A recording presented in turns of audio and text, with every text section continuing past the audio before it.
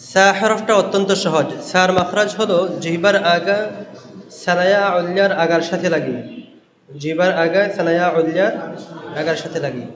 মনে রাখতে হবে এখানে সানায়া উল্যা বলছে। আমরা অনেকে করি কি জিহ্বাকে খুব বেশি বের করে ফেলি, যার কারণে সানায়া উল্যা লাগে না, বরঞ্চ সানায়া উল্যা রবাইয়াত আনিয়া এগুলো পর্যন্ত লাগে। সা অনেকে বলে সা, বলে না, এরকম হবে না। এরকম বললে যেমন মাখরাজের মধ্যে সমস্যা হবে, পাশাপাশি সিফাতও আদায় হবে না। সিফাত কি হবে না?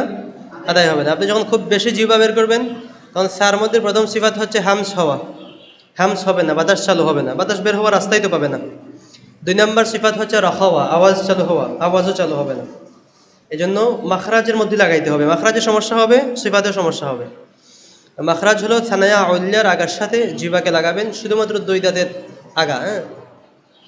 সা, এই যে সা, দেখেন বাতাসও চালু হচ্ছে, আওয়াজও চালু হচ্ছে। খেয়াল করছেন?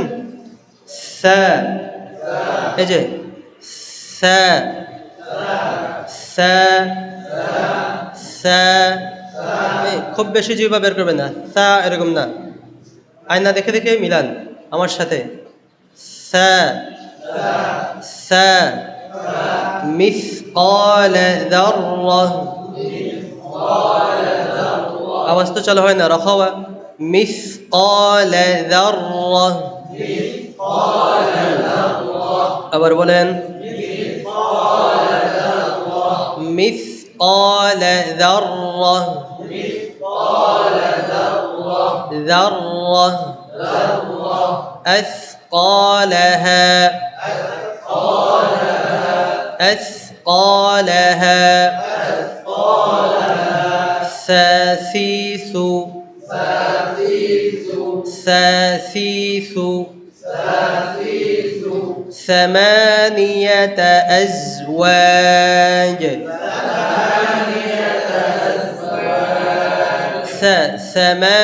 আমি যখন বলি আমার দিকে তাকাইতে হবে। এই যে হুজুর, আমি যখন বলবো আমার দিকে তাকাবেন, আপনি যখন বলবেন তখন আয়নার দিকে।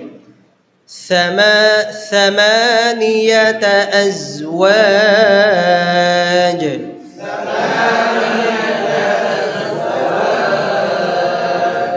ساسيس، الثا، الثا. إثي، إثي. أثو، أثو. এই যে উৎসু, একবার যে ঠোঁটকে গোল করছেন, এই অবস্থায় উৎসু করা যাবে না, হরফটা পাতলা হবে না। উৎসু, উৎসু। ঠোঁট গোল অবস্থায় উৎসু, উৎসু বললে হরফটা পাতলা হবে না, হরফ কি হবে না? পাতলা হবে না। উৎসু, সাসিসু।